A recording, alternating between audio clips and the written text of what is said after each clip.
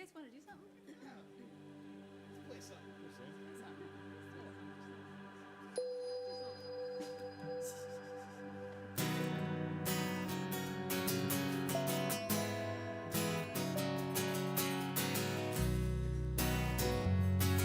Well, good morning. Let's stand up and sing together. You gotta testify in the name of the Lord. Let His mercy fly in the face of the soul. 'Cause God's great love is more than just religion. You gotta testify at the foot of the cross. He's gonna make a way for the sad and the lost. There's no way that love is gonna lose the fight. Yeah, you gotta testify.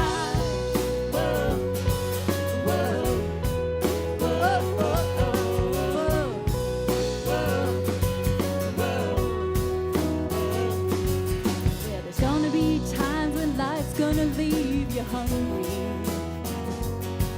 and you feel like you can't get up when you're falling down. Well, Mama said there'll be days like this. Know that you gotta get on with it. There's a way I know to get your feet back down on the ground. All right, church, let's go. We gotta testify in the name of the Lord. Let His mercy fly in the face of the soul. 'Cause God's great love is more than just religion. It is, come on, you gotta testify in the foot of the cross. Gonna make a way for the sad and the lost. And there's no way that love is gonna lose the fight. Yeah, you gotta testify. Whoa, whoa, whoa, whoa, whoa, whoa.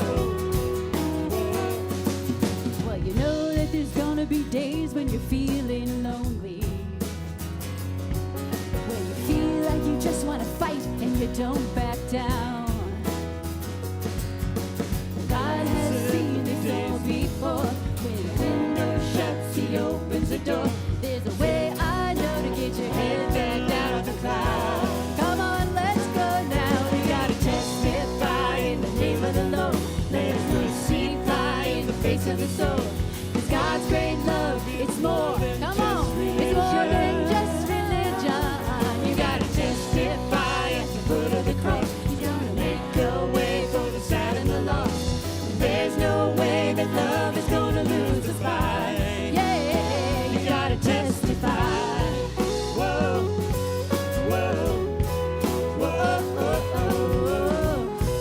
whoa, whoa, whoa. Everyone's bound to lose their way. God's gonna bring you back His way. You gotta lift your voice and say the name of Jesus. You're not going down without a fight. God's got the power to make things right. You gotta lift your face up towards the light, towards the light. Come on, we gotta testify in the name of the Lord. Let His mercy fly in the face of the soul. 'Cause God's great love is more than just religion. It's more than just religion. You gotta testify at the foot of the cross. You're gonna make a way for the sad and the lost. And there's no way that love is gonna lose the fight. You gotta testify in the name of the Lord. Let His mercy fly in the face of the soul. 'Cause God's great love is more than just religion. You gotta testify at the foot of the cross. You're gonna make a way for the sad and the lost. And there's no way that love is gonna lose the fight. You gotta testify. Whoa, whoa, whoa, whoa, whoa. Yeah, you gotta testify. Whoa, whoa, whoa, whoa, whoa. Yeah, you gotta testify.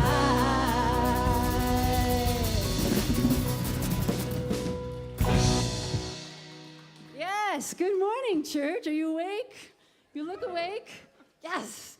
It's a beautiful day out there, isn't it? Beautiful day the Lord has made. Well, that song that we just sang, Testify, right? It's about sharing our faith. And God wants us to share our faith, right? I was thinking this morning, faith is a little bit different than belief. Belief is sort of up here in our heads, right? So if I was walking along and I saw this giant multi-ton hunk of metal on the ground, I might look at you and say, like, I don't believe that thing can rise up in the air and fly through the air. I don't believe that. But if I'm inside that giant hunk of metal and there's a pilot in the front, it doesn't really matter if I believe it or not, right? That thing is saving my life. It actually takes a leap of faith to get on an airplane. So faith, it's a little bit different than all the facts and figures and stuff like that happen up here.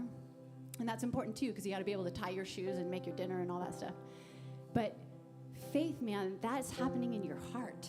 And I believe that God wants us to use this muscle here, right? He connects with us in that way.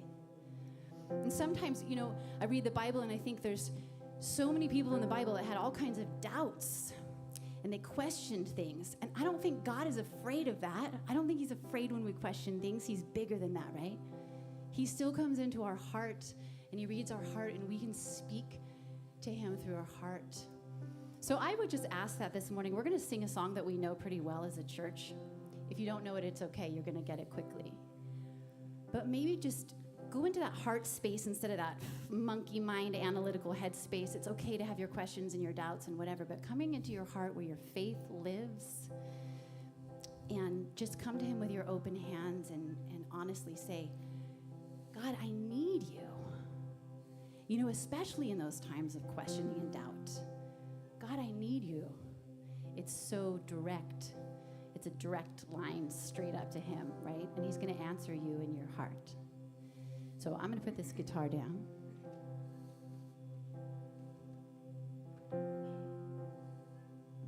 And I would just ask, let's sing this chorus together because we know it. We know this. Open your heart space as a prayer. Maybe you even offer your palms up to God, and let's sing this together. Lord, I need you. Oh, I need you. Every hour I need you. My one defense, my righteousness. Oh God, how I need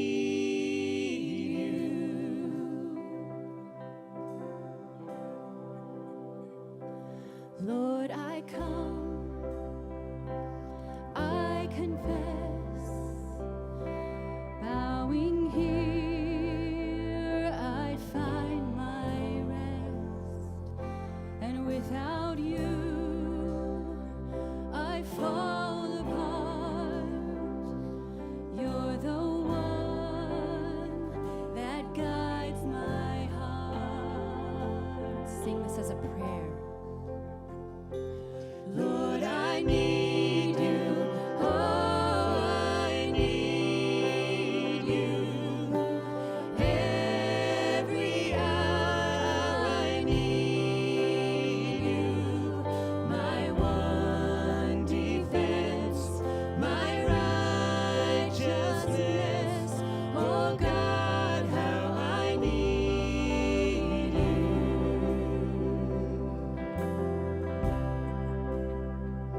Where sin runs deep, your grace is more. Where grace is found is where you are. And where you are, Lord, I am free.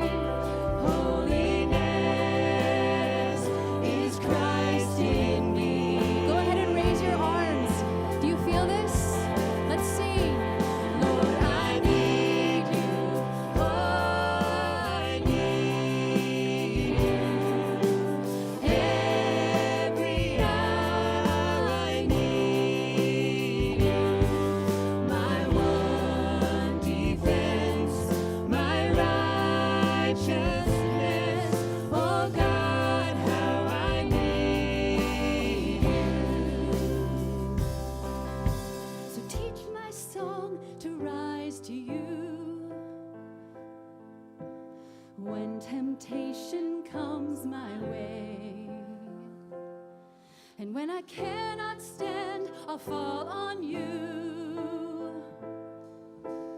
Jesus, you're my hope and stay. Come on, church, sing together. Lord, I need you. Oh, I need you. Every hour I need you. My one defense, my righteousness. Oh God, how I need you. Sing it again. Open your heart. I need you. Oh, I need you. I need you. Every hour I need you. My one defense, my righteousness. Oh God, how I need you. My one defense, my righteousness. Oh God, how I need you. Amen.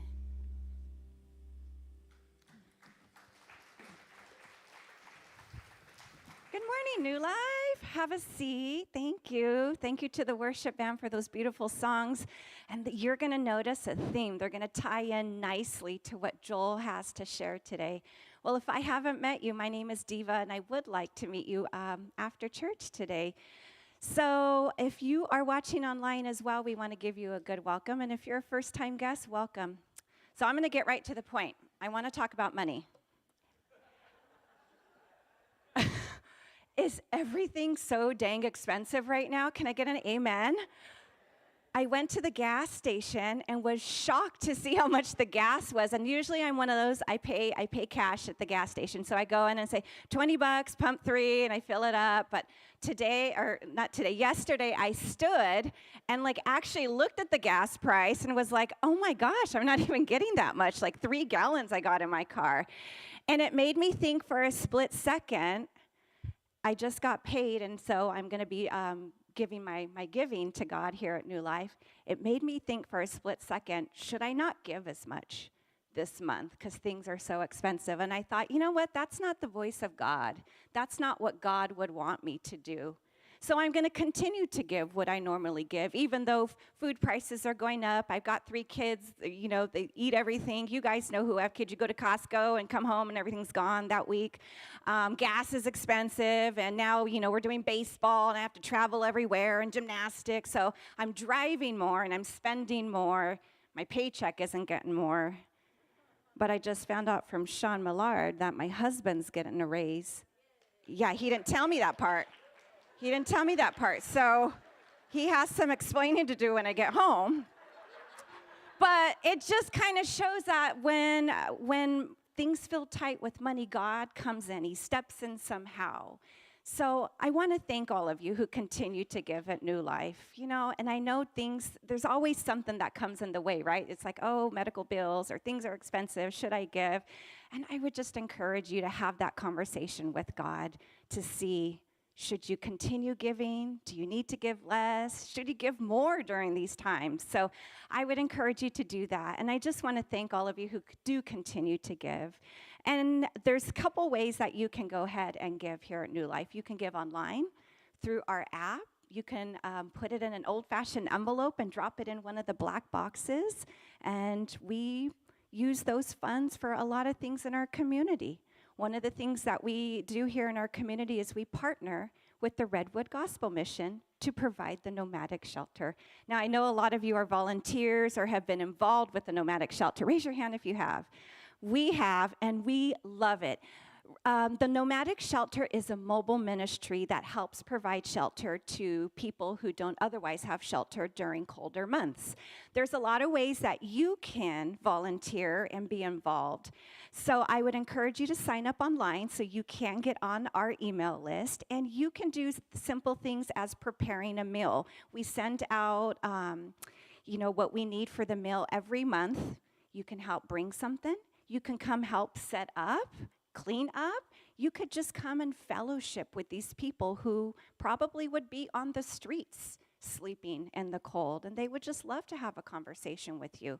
So I would encourage you to get involved with that or ask questions about it, and I'd be happy to answer those questions if you had any, and you can stop at the welcome desk and we can help you out and answer those questions as well. Well, before I pass it off to Joel, I just want to kind of give you a little bit of what he's going to be talking about today. I have to look down at my notes for this one. So our songs talked about, Lord, I need you, and we need God. And so I don't know about you, but there's times when I go through life thinking, I got this, and I don't always have it. So today, Joel's going to be sharing a little bit about that even when we can't, God can. And God is constantly working in our stories, whether we feel it in the moment or we look back.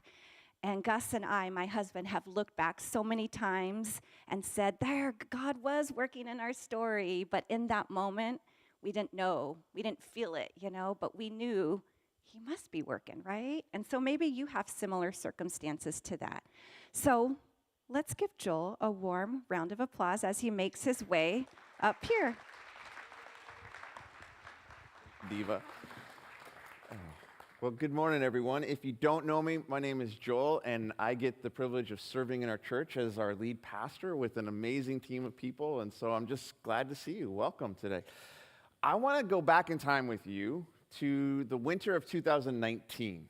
And so this is in our family's journey and our story. We had been in conversations with the leadership here at New Life. We knew we were going to be moving. We'd shared with our family and friends what's going on. And so we're still living in Canada. We know this is our last winter, and we're thanking God for that and all sorts of fun stuff. But this particular winter, we wanted to milk all the time we could with the people that were closest to us, the friends that we had made and the relationships that we had. And so this one wintry day in December, at some point in December, we're out at our friend's house. It's really like a farm where they live. And they had 4 daughters that were kind of the same age as our girls. And we're just enjoying being with them because we know the time is short. And that's kind of one of the things that when God calls you to somewhere new, sometimes you have to, I love you guys and we'll see you again someday. And you start the next adventure.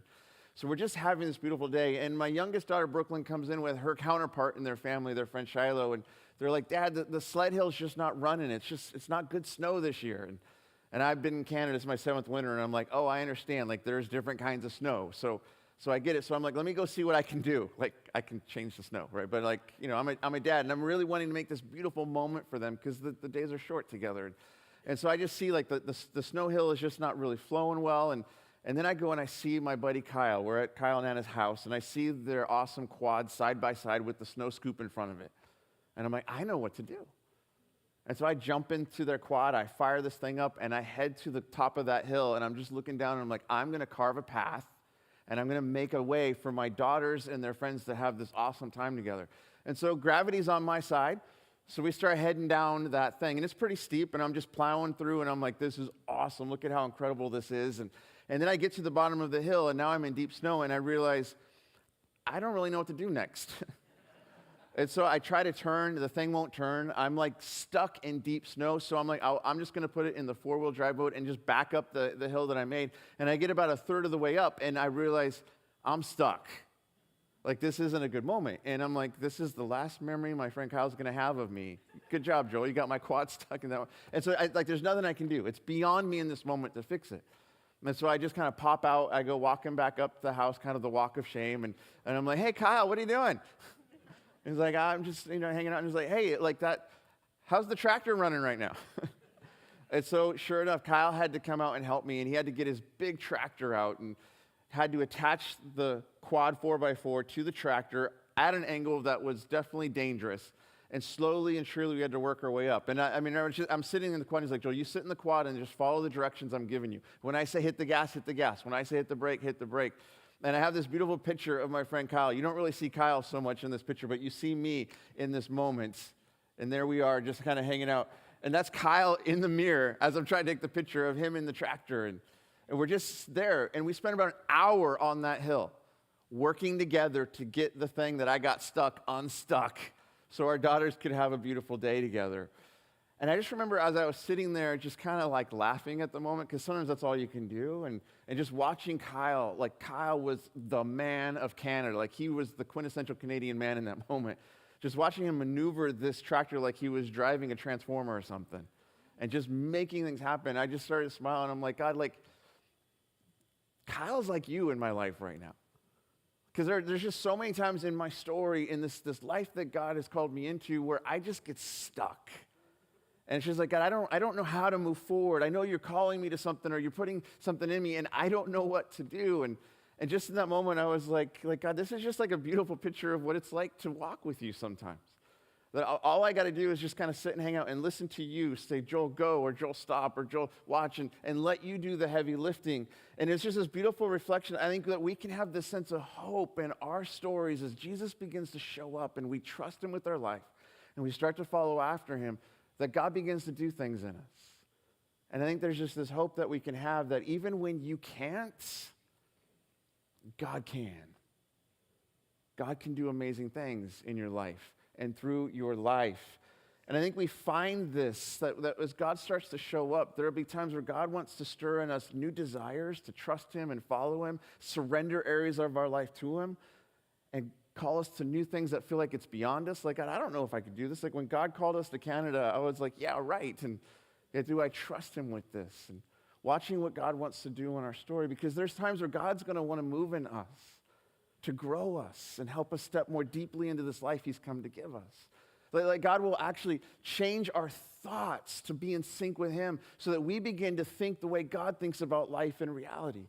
And that I begin to see the world from God's perspective, and it's so much greater than just our perspective. And that blows your mind sometimes, but to begin to trust him with those areas of life. Okay, I'm gonna walk with you in this. Or God will begin to work in us, freeing us from like the broken habits and choices that we all get sucked into in our stories, and wanting to awaken something new in us to walk and live a different way in life.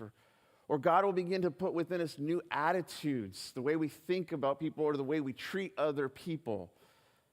And sometimes that's beautiful because he's doing something new in us, like we've seen consistently in this series that we've been in, that God's constantly at work in our lives. But it's not always easy, is it? Because sometimes there'll be things that God will call us to, and it just feels like it's beyond me. Like, I actually don't know if I can do this, or if I'm being really honest, I don't even know if I want to do this. And we can wrestle with God in those moments, and yet I think the hope that we can have is this idea that even when we can't, God can. God can do things in our story to empower us to live this life he has for us. And this is what so many of the first followers of Jesus discovered in their own journey and their own story as they walked with Jesus and followed him into this life he came to give us. So if you've ever heard of this guy, Peter was like one of Jesus' closest friends. And so Peter was the guy that gives every one of us hope because he was the guy who stumbled after Jesus. And Jesus was like, let's go, bro. You got this. And yet Peter, as he grew in his faith, he writes these words in one of his letters that we have recorded in this book. He says that God's power, God's divine power in our lives has given us everything we need to live the life God has for us. That God is at work in our story. Like everything that you and I need to follow after him, God's like, I've got this for you. I'm going to put this into you. You can do it. Paul, the guy who's writing this letter that we're going to be diving into in just a minute, Paul will write this about himself. He'll be looking at the life he lived, and he's like, I look at all the other first followers of Jesus, and he's like, I actually worked harder than any of them. Like, I did more than any of them to propel the message of Jesus. But then he steps back and he goes, but it really wasn't me. It was God's grace at work in my life. And I think this is one of the reasons why we want to look to this generation of followers in the first century, because of what they discovered in their own story and the things that they wrote down and recorded for us. Because as we look to them, it gives us hope for our story today. As we see what they discovered and what they told us about the life that they walked into as they walked with Jesus, it gives us hope for our story today. Help for us to discover how we can step into this life that God has for us. And so I don't know what you walked in with today. I don't know where your story's at. If you're just on a journey of, I'm just checking it out, trying to figure it out, I'm glad you're here because I think God has something for you.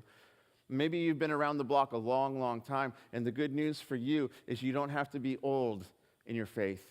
You can let God still do new things in your life as we learn to trust him and listen to him.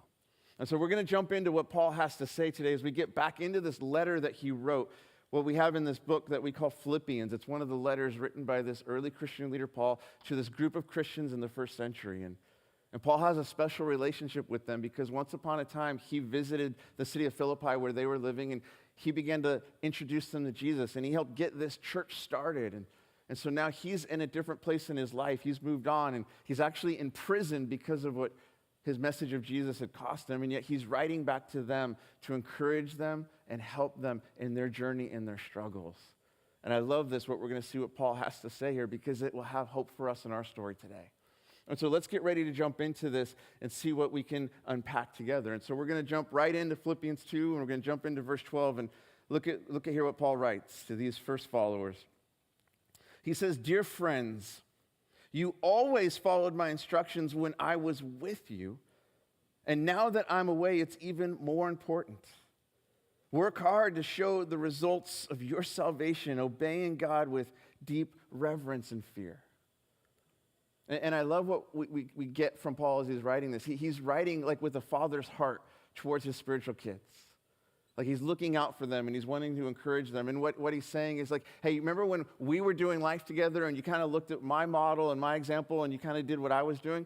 It's important that you keep doing that because ultimately it's not me you're following, it's God you're following. And so keep looking to him, keep trusting him, keep holding on to him, keep following him. And he said that there should be some result in your life as you do this. It's kind of like working out. Like, have you ever worked out? You don't have to raise your hand if that's an awkward question. But you know, like, have you known people who have worked out? And if we're consistent in working out, something should happen in our life over time, right? Like we should get in more shape. We should have more energy or stamina or whatever it is. And what Paul's talking about, it's that same idea with pursuing the life God has for you, that as we continue to chase after that with him, there should be things that we begin to experience and express in our lives. Like we should be people who are growing deeper in our understanding of love. Like love for God and God's love for us and love for other people. Like we should be people who are experiencing a deeper understanding of what the truth of reality is as Jesus shows up in our story. We should be growing into a greater sense of courage as we chase after him in life. We should have a bigger sense of hope in our stories, no matter what the circumstances are today, that God, you're bigger and there's a future that you have for me. But God, you're doing something in my life. You're awakening things in me, helping me follow you. I should have a greater impact in my life into the life of other people. Like this is what Paul's helping them understand. Like there's this overflow of pursuing God in your story. And so he goes on and he says this, here's the hope that you can have. For God is working in you, giving you the desire and the power to do what pleases him. And what a beautiful hope. That God just doesn't call us into this new life and say, good luck with that. Like God's actively at work in our story. Like Jesus promised that as we stepped into this life with him, he'd put his spirit in us to guide us and lead us. And so God's now at work within us, giving us the ability to chase after him in this life that he has for us. That's the hope that all of us can have, that we're not left on our own to figure it out, that God's at work in the story. And so Paul wants them to begin to understand, as you partner with God, as you let God work in your life and you cooperate in that process, you'll begin to see him doing some neat things. And so he's going to give some thoughts and encouragement here on how to keep pursuing that with him. And so he goes on and he says, do everything without complaining and arguing so that no one can criticize you. Live clean, innocent lives as children of God, shining as bright lights in a world full of crooked and perverse people. Because this is a broken world with a lot of hurt and pain in it. And there's a lot of people that really don't care what God has. And I don't know about you, but sometimes it's really easy to get hurt or frustrated by them and to become what I would just call a cynical follower of Jesus. And like what Paul is saying is like, don't let that change who you are. Like keep pursuing him without complaining, without becoming bitter, because there's hope in your story. And the best way you could hope people that could care less about God is by loving them with the hope you have. So keep going. And so he says, hold firmly to the word of life. Then on the day of Christ's return, I'll be proud that I did not run the race in vain and that my work was not useless. Like what Paul's saying is like, I've invested my life in you. I've let the overflow of God in my life pour into you. And so what I want for you is that you would hold on to this word of life, the truth of Jesus that you've experienced. Don't give up. Because what Jesus said, and to those of us that would follow after him, what Jesus said is like, I've come that you could have life, the fullest life you could ever hope for. And so the reason we hold on to Jesus is because he's giving us truth that sets us free and changing us from the inside out. And so Paul's like, hold on to that. It's like some good stuff. Don't give up on what he's doing. And he says, but I will rejoice even if I lose my life. Because he's writing from prison and he doesn't know his future, but it's very possible that he realizes I might be killed because of following Jesus. But that's not a bummer in my story because God's at work. So I'm going to rejoice even if, pouring it out, my life out like a liquid offering to God, just like your faithful service is an offering to God. And I want all of you to share that joy. Yes, you should rejoice, and I will share your joy. Like what Paul's helping them understand is that as you begin to invest your life in another person, just like Paul was investing their life in others, this beautiful overflow of God at work in a story begins to happen. And what Paul's saying is that that's how you actually experience joy in life. You be faithful to what God's doing in your story, and you let that spill out into the lives of other people. That's what Paul's saying. That's my joy, is seeing what's going on in your story. And so now I want you to experience the same thing. So give God your best and serve him. That's your sacrifice to worship him, and that will overflow into the people around you. And that's how we experience joy. Because if we just try to keep it all to ourselves, we just stagnate. But when we let the overflow of God spill out to people around us, then God meets us and he fills us again and again and again. And that's a cycle of joy as we get to be a part of other people's stories. And so here's Paul, and I love what Paul's talking about here. I love how he's speaking in this moment. He's using his Father's voice to speak into their lives. And I love this because that's what a father does. A father looks out for his kids. It's the beauty of a father's heart. Like a good father is willing to love and encourage his kids. And a good father is willing to look out for his kids by speaking words of correction and words of protection. And so here's what Paul's doing in this moment. And I love this because what we have here is Paul's words that were written to a specific them in the first century. Like, do you realize, like, when you're reading, especially the letters in the New Testament, like, you're actually reading someone else's mail? It's kind of creepy if you think of it like that. But here's the reality. Even though it was written to a specific them, it's still for us. Because these are not just Paul's words. Like God's at work in what Paul's doing, and so that we know that these are God's words for all of us. This is our Father wanting to speak to us through this person's letter. And if we're willing to lean in and listen, we'll hear our Father's voice speaking his words to us as he's looking out for us, as he's seeking to help us discover something powerful and hopeful for our lives as we look to God to help us live in the reality of this life he's inviting us into. That's why when we look at pursuing Jesus, this isn't about religion. Religion is about like jumping through hoops or measuring up to make yourself good enough.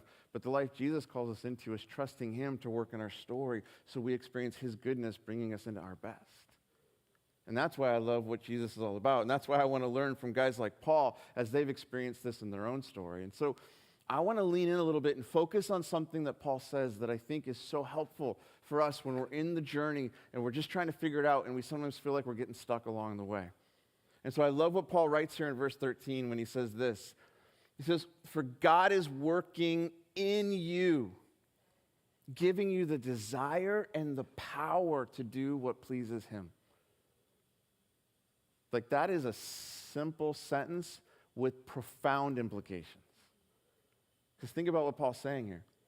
God, all-powerful creator of everything, is at work in you. He's at work in you, his Spirit coming close as we step into this new life Jesus has for us. This is not some God at a distance. This is a God who comes close to walk with us. And what he's doing in us is something that's so life-giving.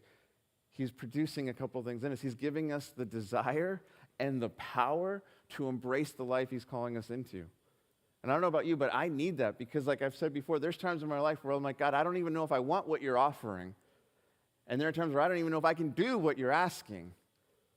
But if you're saying you can work in my story to awaken my heart to beat with you and to empower me to embrace the things that you have, then I will step into that with you, but you better show up. And see, that's the hope that we can have, that even when you can't, God can. God can. And I need that hope in my life because oftentimes I will find that what God wants in my story, what God has for me, it will sometimes feel like it's so beyond me. Have you ever experienced that? Like we look at the things that Jesus teaches us, and sometimes we have this view of Jesus, it's like what I would just call like a Sunday school Jesus, like a childlike Jesus. I'm not talking about a childlike faith. I'm talking like a childish view of Jesus. Where we're just like, oh, he's just like this cool hippie that just kind of signs off on my life and never challenges me. And yet the reality is, if you take Jesus' teaching seriously, it's going to challenge you. Because Jesus says stuff like this: love your best friends that you like. Like, obviously he calls it that. But no, he takes it deeper, right? What do you say? He says, love your enemies. I'm like, what? Like, Jesus, can we just have a conversation? The reason I don't love my enemies, Jesus, because they're my enemies. Like they've hurt me or wronged me, or I've got some darkness in my life towards them, but we do not get along. And yet Jesus says, no, if you want to become who I created you to be, I want you to love your enemies. I need help with that. Because it's in those moments that I begin to wrestle with things like that God will call me to, that I find within me this kind of dissonance in my spirit. Like a dissonance between what God is calling me to and what I'm finding to be true about myself in those moments. Do you know what I'm talking about? Have you ever experienced that? Have you ever wrestled with that? Is it only me? All right. Then this is for me today. That's awesome. Oh, and that dissonance between what God is calling you to and what you're wrestling with about yourself will oftentimes cause you to step back and say, I can't do this. Or God, I don't even know if I want to do this. And we have to wrestle with those moments because it's really easy in those moments to begin to excuse ourselves from the life God has for us. Well, God, that's just not who I am. Or God, that's just not how I am. You know what I mean? And a lot of times what we'll actually begin to do is to spiritualize our excuse, because then we'll look to like things in the Bible even to try and justify that. And we'll just say like, well, God, no, this is how you made me, so therefore I don't have to do what you've called me to do because this isn't true of who I am, what you're stirring in my life, what you're calling me to. It's just that's not who I am. That's not how I am. And one of my favorite psalms that we have in the scripture, those are the songs of ancient Israel in the Bible, is this song of identity written by a guy named David. So if you're familiar with all people in the Bible, David's the shepherd boy that got to become king, killed the giant. In Psalm 139, David writes these beautiful words about identity. In verse 14, he says these words reflecting on who he is and his relationship with God. He says, God, I praise you because I am fearfully and wonderfully made. Like, God, your works are incredible. I know that full well. And it's just this beautiful affirmation of David beginning to understand who he is as someone created by God, as a child of God. And yet sometimes what we'll do is we'll take that verse, that moment, and we'll say, yeah, see, David understands that how he's created is good. So God, this is just who I am, so obviously I don't have to do the things you're calling me to. And yet when we do that, we miss the point of what David is saying. Because what David's doing, he's actually affirming who he is as a person created by God, but he's not affirming how he is. Because do you know David's story? Dude did some dark stuff. Like when he was king, he abused his privileged position, took advantage of a woman named Bathsheba who's married to another guy. He basically violates her, whether she was a participant or not. He's abusing privilege, gets her pregnant. Uh-oh, I need to try and cover this up. It doesn't go well, so then he has her husband killed. I don't think what David is saying in Psalm 139 is, but God, that's just who I am and it's awesome. I think what David is doing is affirming who he is, but he recognizes he needs help. Because I love how he ends Psalm 139 in this beautiful psalm of identity. He says, so God, would you search me and know me? Like, would you test me and know if there are any anxious thoughts in my head or offensive ways? And then, God, would you lead me into the life of everlasting life with you? And I love that because it gives me hope that it's okay to invite God into the wrestling. It's okay to invite God into that place of saying, like, God, when who I am as I am doesn't seem to live up to who you want me to be or even who I would long to be, it's okay to say, God, please help me. God, please show up in my story and do something for me. And I'm so grateful for this because the reality is we're all an ongoing work in progress. Like we talked about this last week, like some of us are a serious piece of work, right? And yet our hope is that we're his piece of work now. And I think that we forget this sometimes along the way. And so then we get surprised when we get hung up on the things that God calls us to. And like, God, I don't know if I can do that. I don't know if I want to do that. And yet, maybe we let him into the story with us instead of just choosing to those moments where we kind of get stuck on what God's doing and just like, I guess I can't. I mean, how weird would it be if I was just on a phone call right now and I'm still sitting on that hill in Canada stuck in the quad and the 4x4? Like, that would just be really weird, wouldn't it? Joe, it's been like 3 winters. What are you doing? I'm just stuck in the quad. It's just who I am. Instead of maybe saying, God, can you help me? Can you show up in my life? Can you do a work in me? And so here's some really, really good news. Needing help is kind of a prerequisite to following Jesus. So if you've ever wondered, like, hey, is Jesus for me? Like, do I have to be good enough? If you recognize you need help, good news, because Jesus is really good at helping people like us who need help. I mean, Jesus said this in Mark chapter 2. He said, hey, it's not the healthy that need the doctor. It's those who are sick. And then Jesus said, I didn't come to call the self-righteous, like those that think they've got it all figured out, those who think they're good on their own. He said, I've come to call sinners, like people who are broken and have mess and struggle in their story. Thank you that you came for people like me, because I need that in my life. And see, there's this point in time then when we begin to encounter Jesus, that we recognize our need for him. And as he begins to show up in our life and in our story, and we're drawn to him, we can kind of respond to him in one of 2 ways. So because if I'm fine as I am, why am I drawn to him? I think it's because there's something within me that's like, I need what you're offering. But we have to decide how we respond to him in those moments. Because sometimes when Jesus shows up, we're like, hey, cool. Jesus, would you sign off on my life and follow me? I think that's how we respond to Jesus sometimes. And yet I think what Jesus wants to say is, hey, would you follow me? Because I've come to give you a whole new life.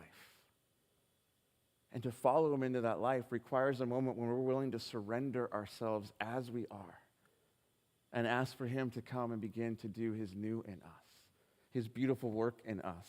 And that's the hope of Jesus doing something new in our life. And this is the beauty of what we see Paul talking about here. This beautiful overflow of God doing his work in us as we cooperate with him and we partner with him.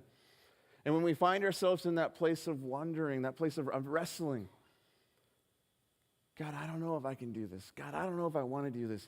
Here's the good news. When you can't, God can. God can show up in your story. God can do amazing things. And so here's a question I have to constantly ask myself when I'm finding that dissonance showing up in my life. When I find myself wrestling with the things God is putting in front of me and that he's calling me to. This is the question I just have to step back and ask in those moments when I don't think I can do it or I'm not sure if I want to do it. I just ask myself, okay, but is this thing still the right thing? And is this thing still the good thing? And is this thing the God thing? Like, is this what God actually desires for me and wants from me?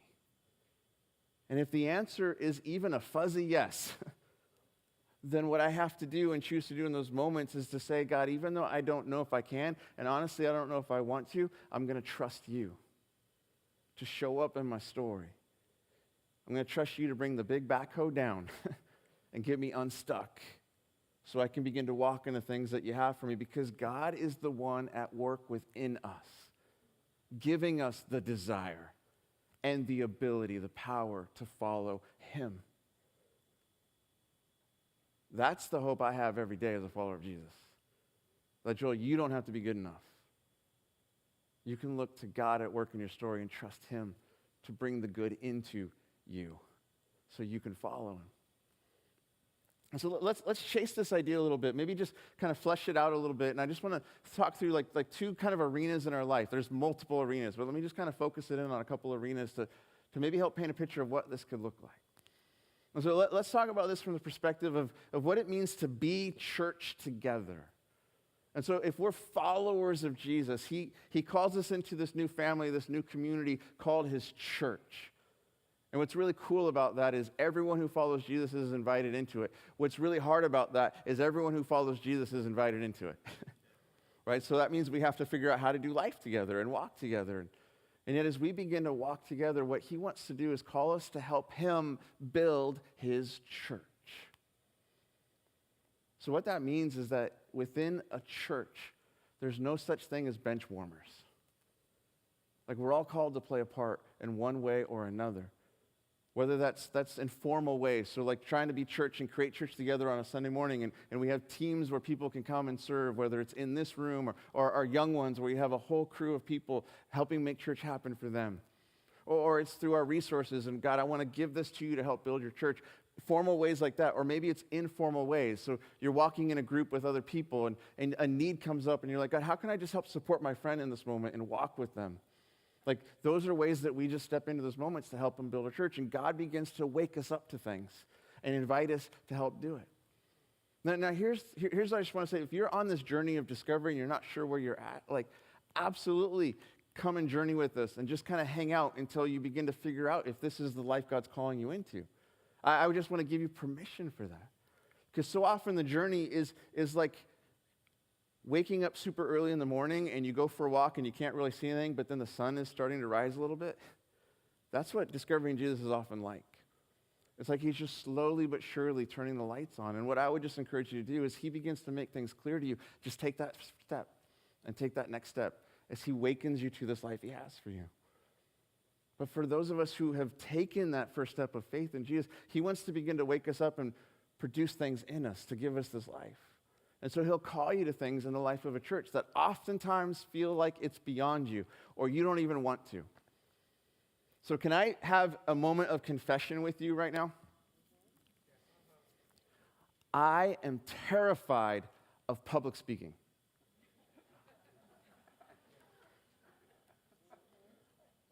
I am. This is how I know God has a sense of humor. Who is the most awkward dude I can find? I'm going to call him into being a pastor, and I'm going to make him go and stand in front of people and talk. And I remember when God began to awaken this in my life, I was like, no, what are you doing? Like, I remember when I was a teenager, I was making announcements at my high school church group, and all I had to do was go up in front of my peers, about 30 or 40 of my high school friends, and say, we're going to SeaWorld this summer, sign up. And I gripped the stupid music stand, and I said, like I think my youth pastor thought I was like dying. And I just looked at him and I'm like, I can't do this. And I just kind of walked off. And I remember I walked off, I'm like, God, I'm never doing that again. By the way, never say things like that to God.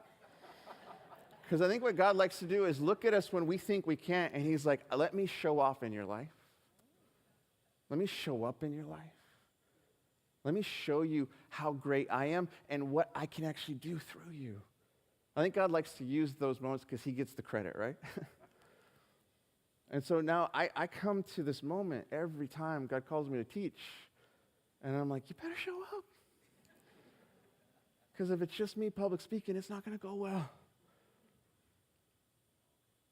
God will call you to things that it'll feel like it's beyond you. It's beyond your means or your resources or your time or your energy.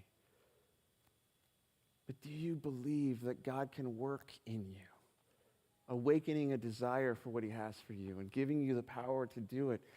And so when that happens, we take that step of faith towards what God has for us, trusting that as we move, he'll move in us.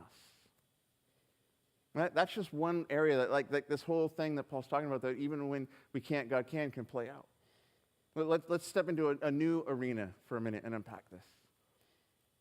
One of the things that will begin to happen as you take Jesus seriously is he'll begin to awaken you in how you do relationship with other human beings. He'll begin to say, okay, everyone is created in the image of God. Everyone has value and worth. Yes, everyone is broken and it's a messy place. But if we perpetuate the brokenness and the mess, we get issues like what's going on in Ukraine right now. And God's heart and desire for us is to not be like that, to be people of peace in this world. And so he'll begin to work in us, calling us to do our relationships in radically different ways than the ways of this world. In a very simple way, he'll call us into doing relationship different than the way the world does it, will be in the willingness to forgive other people when they wrong us. That is hard. I love forgiveness when I need it and it's given to me. I love that. But when it's suddenly God saying, Joel, I want you to forgive that person, that's when I'm suddenly in that category of God, I don't even know if I want to. I'm in school, working through college. I'm set up at a coffee shop, just trying to get some work done. And I love working in coffee shops because I can be around people, but I can put on headphones and it's kind of like leave me alone. Introvert life. And so I'm in this coffee shop and I suddenly look up and there I see him. This guy I hadn't seen in like 10, 12 years. This guy who had come into my family and wreaked havoc. He had hurt people close to me. He had caused financial impact. And I mean, it was damage. And it wasn't direct to me, but I was like the little kid who got the collateral damage from everyone else's pain. And this dude was the source of it all. And I remember as I see him, like my heart just kind of stops and I can't catch my breath. And I have all that pain coming back inside of me. And I'm like, oh, what do I do? And God, I don't, like, what is this? And like I'm panicking inside. And in that moment, I just feel like God kind of showing up and doing a couple things. I think one, just kind of like holding me, like, and whispering that voice, like, little man, it's okay, I got you. And then just kind of prompting me. And sometimes we'll say, like, I hear God talking to me. And I don't know if we actually understand what that means. It's not necessarily this voice. I think sometimes God is just, he'll put ideas in our heads that aren't ours. Because his spirit is inside of us, just whispering truth and life. And so in this moment, I just sense him saying, Joel, this is an opportunity to go and forgive him. And I'm like, no. No. But it's just that way that God can kind of just speak with a gentle weight that you can't shake. And so I'm like, okay, God, but if you don't show up, it's not going to go well. And I remember just kind of standing up and shaking like a leaf in the wind and moving to where this guy is and just standing in this moment like at the table awkwardly waiting for him to recognize there's some weird dude standing by your table. And he looks up and I can tell he doesn't recognize me because it's been like 10 or 12 years. And he's like, hey, and I'm like, hey, do you mind if can I join you for a moment? And he's like, sure. And I sit down and I just say these words, let me reintroduce myself. My name is Joel Enyart. And it triggered everything for him. He knew who I was and what this was all about. And his eyes got really big and he's like, oh, hey, man, how's it going? And I just remember like God just saying like go for it. And I just said like, hey, I don't want to take too much of your time, but I wanted to come over to you and just let you know you caused a lot of pain in my life. You caused a lot of hurts. And I can't speak for anyone else in my family, but I just sense that God is wanting me to say these words to you. And so, dude, I forgive you. Literally, that was the extent of our conversation. And, all right, he's like, thank you. And I'm like, cool. And I got up and I went and grabbed my stuff and I got out of there as fast as I could. And I'm walking away and I just feel like God's meeting me in that moment again. And he's like, Joel, do you feel it? Do you feel all that weight that's back there now? Like you're not carrying it right now. And I just began to realize, like, God, maybe forgiveness, yes, it's for that person, but maybe it's as much for me as it is for them. That forgiveness is about finding freedom from the hurt. And so, God, would you help me do that again the next time? Because I need you to give me that desire and that ability to do it. And see, that's the hope that we have, that even when we can't, God can. And if we're willing to say, please help me, if we're willing to take that step of faith, trusting him that as we move, he'll move in us.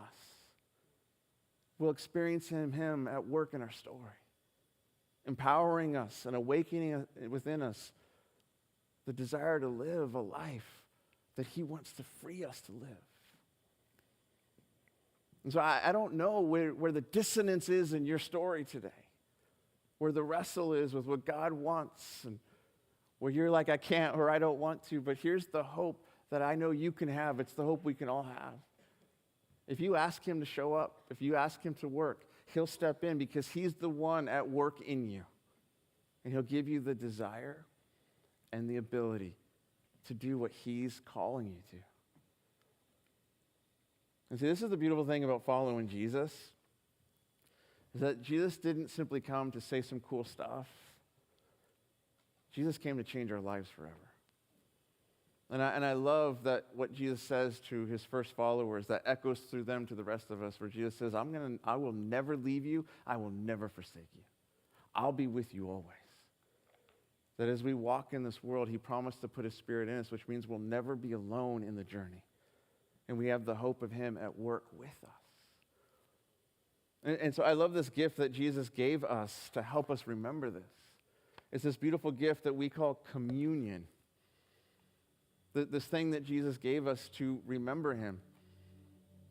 It's this beautiful dinner he's having with his first followers as they're getting ready to say goodbye, and they don't even know it, as Jesus is getting ready to go to the cross on their behalf and the world's behalf. And as they're having this meal together, Jesus takes some of the elements, and he's like, hey, there's a new thing going on.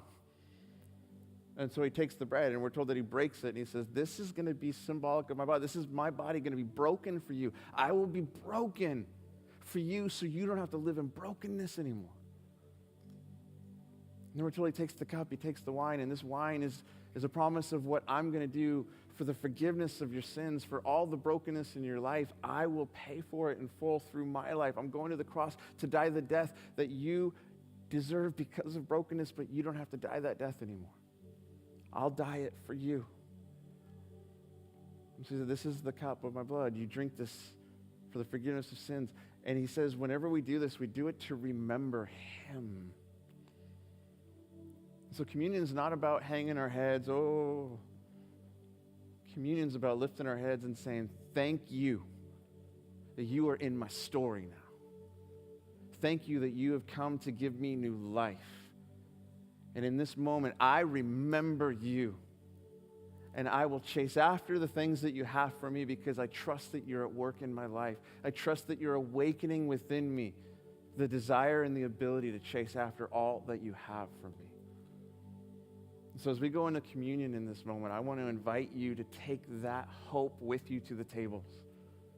And so we've got 4 tables set up in the room. We've got these little baskets in them with these little communion things. I just want to invite you to go and take them and take the wafer and take the drink and remember him in your story now. And if there's some dissonance in your life, invite him to meet you in that right now. Because that's the hope that we have. That even when we can't, God can. And so, Lord, thank you that you've come into the story to save us and rescue us and breathe new life into us. Thank you that we can come as we are with the hope of your new life transforming us. So we want to come toward you. We want to come to you with our heads held high, saying, come and do your good work in us. Would you search our hearts? And if you find things that need tuning and changing, we give you permission to move in us so we can step with you into the fullness of life you have for us. Amen, amen. And so I want to invite you to go to the tables and to remember him. And then let's make this song our prayer to him as we commune with Jesus.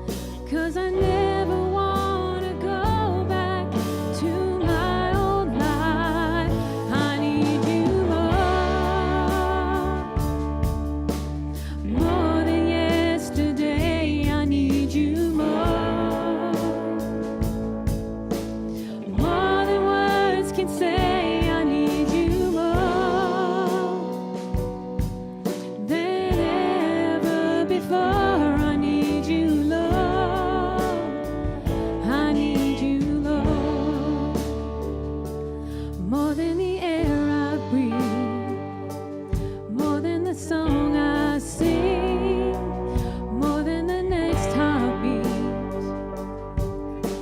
more than anything. And Lord, as time goes by, I will be by your side, 'cause I never wanna go back to my old life. I need you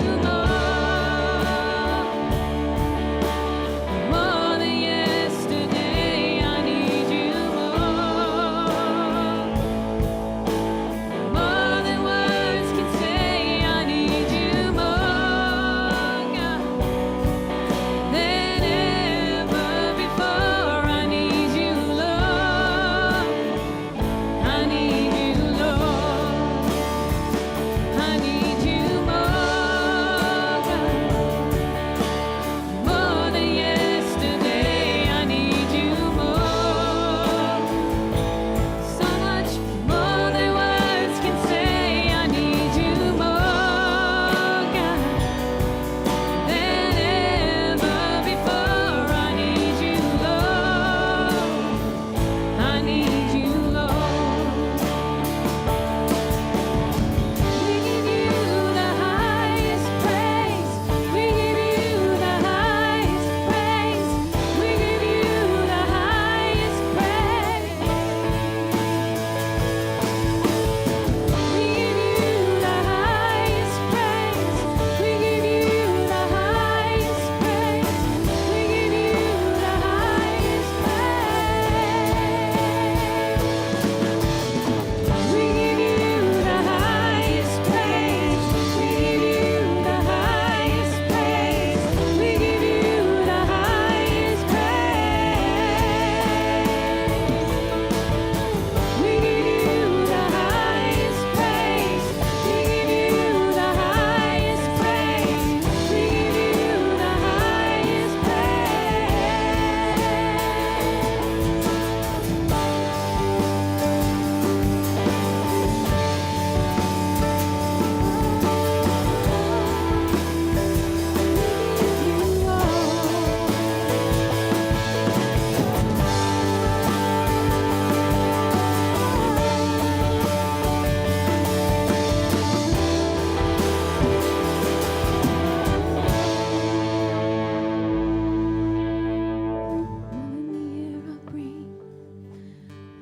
more than the song I sing, more than anything. I need you more than the air I breathe, more than the song I sing, so much more than anything. I need you more.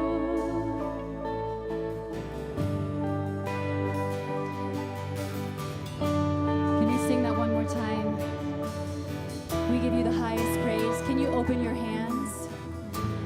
Stand up and open your arms, open your hearts. We're going to give him the highest praise we can this morning.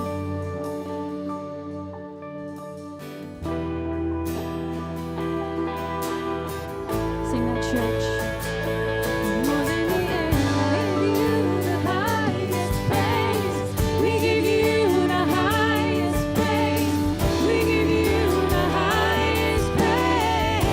The highest praise you have. We give you the highest praise. We give you the highest